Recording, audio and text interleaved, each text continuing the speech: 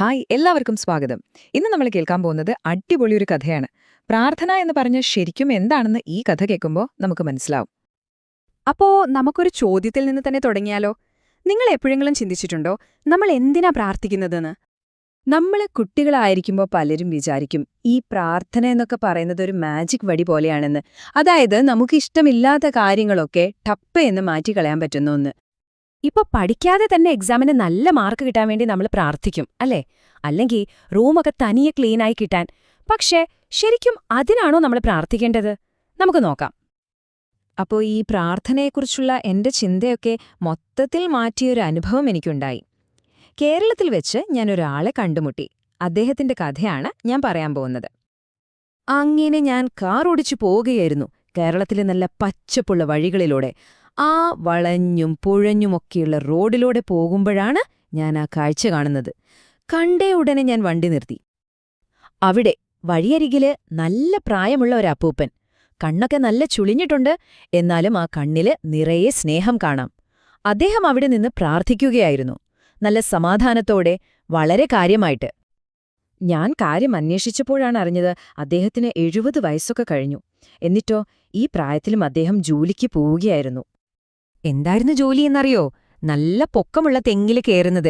ഒന്ന് ആലോചിച്ച് നോക്കിക്കേ, അത്രയും പ്രായമുള്ള ഒരാൾക്ക് അത് എത്രമാത്രം പാടുള്ള, പേടിയുള്ളൊരു ജോലിയായിരിക്കും അല്ലേ? എനിക്കത് കേട്ടപ്പോ എന്തോരം ആകാംക്ഷ. ഞാൻ അദ്ദേഹത്തോട് ചോദിച്ചു, അപ്പൂപ്പ എന്തിനാ പ്രാർത്ഥിച്ചതെന്ന്. എന്റെ മനസ്സിൽ ഞാൻ വിചാരിച്ചു, ഇന്ന് തെങ്ങില് കയറാൻ വലിയ പാടൊന്നും ഉണ്ടാവരുതേ എന്നായിരിക്കും പ്രാർത്ഥിച്ചത്. അല്ലെങ്കിൽ ചിലപ്പോ ഇന്ന് തെങ്ങില് കയറേണ്ടി വരല്ലേ എന്നായിരിക്കും. പക്ഷേ അദ്ദേഹം പറഞ്ഞ മറുപടി കേട്ട് ഞാൻ ശരിക്കും ഞെട്ടിപ്പോയി.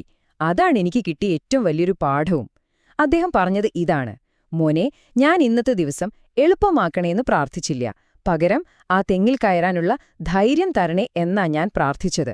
ആ ഒരൊറ്റ നിമിഷം കൊണ്ട് പ്രാർത്ഥന എന്താണെന്ന് ഞാൻ പഠിച്ചു. അതായത് ആ അപ്പൂപ്പൻ എന്നെ പഠിപ്പിച്ചത് ഇതാണ്: പ്രാർത്ഥന എന്ന് പറയുന്നത് നമ്മുടെ ബുദ്ധിമുട്ടുകൾ മാറ്റാനുള്ള ഒരു എളുപ്പവഴിയല്ല, പകരം ആ ബുദ്ധിമുട്ടുകളെ നേരിടാനുള്ള ധൈര്യം കണ്ടെത്താനുള്ള ഒരു വഴിയാണ്.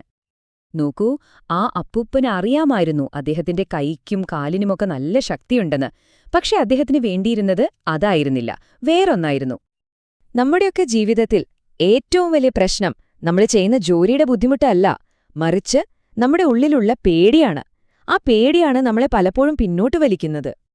ഇതൊരു ഉദാഹരണം പറഞ്ഞാൽ നീന്തൽ പഠിക്കുന്നത് പോലെയാണ്. ദൈവം നമുക്ക് നീന്താൻ പറ്റുന്ന കൈകളും കാലുകളും ഒക്കെ തന്നിട്ടുണ്ട്. പക്ഷെ വെള്ളത്തിലേക്കെടുത്ത് ചാടാനുള്ള ധൈര്യം കാണിക്കേണ്ടതാരാ? നമ്മളാണ്. അപ്പോ ആ ധൈര്യം കണ്ടെത്താനാണ് പ്രാർത്ഥന നമ്മളെ സഹായിക്കുന്നത്.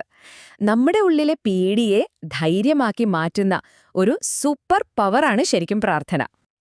ഓക്കെ, അപ്പോൾ ഇനി നമുക്ക് നിങ്ങളുടെ കാര്യത്തിലേക്ക് വരാം. നിങ്ങളുടെ ജീവിതത്തിലെ വെല്ലുവിളികൾ എന്തൊക്കെയാണെന്ന് ഒന്ന് ആലോചിച്ച് നോക്കിയാലോ? അപ്പൂപ്പന്റെ തെങ്ങ് കയറ്റമായിരുന്നു വെല്ലുവിളി.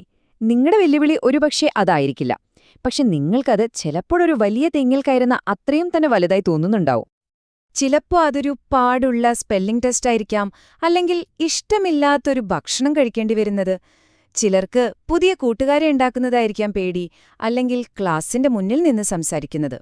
ചിലർക്ക് ഇരുട്ടത്ത് ഒറ്റയ്ക്ക് കിടന്നുറങ്ങാനും പേടിയുണ്ടാവും അല്ലേ? ഒരു കാര്യം മനസ്സിലാക്കണം, ആ അപ്പൂപ്പന് തെങ്ങില് കയറാൻ നല്ല ആരോഗ്യമുണ്ടായിരുന്നതുപോലെ നിങ്ങൾക്ക് ദൈവം ആവശ്യമായ എല്ലാ കഴിവും തന്നിട്ടുണ്ട്. നല്ല ബുദ്ധിയുണ്ട്, സ്നേഹമുള്ളൊരു മനസ്സുണ്ട്. അതുകൊണ്ടൊന്നോർക്കുക, വെല്ലുവിളിയെ പേടിക്കാതെ നേരിടാൻ തീരുമാനിക്കുന്നില്ലേ, അതുതന്നെയാണ് ഏറ്റവും വലിയ വിജയം. ജയിച്ചോ തോറ്റോ എന്നുള്ളതല്ല കാര്യം, ശ്രമിക്കാനുള്ള ധൈര്യം കാണിക്കുന്നതാണ് യഥാർത്ഥ ഹീറോയിസം.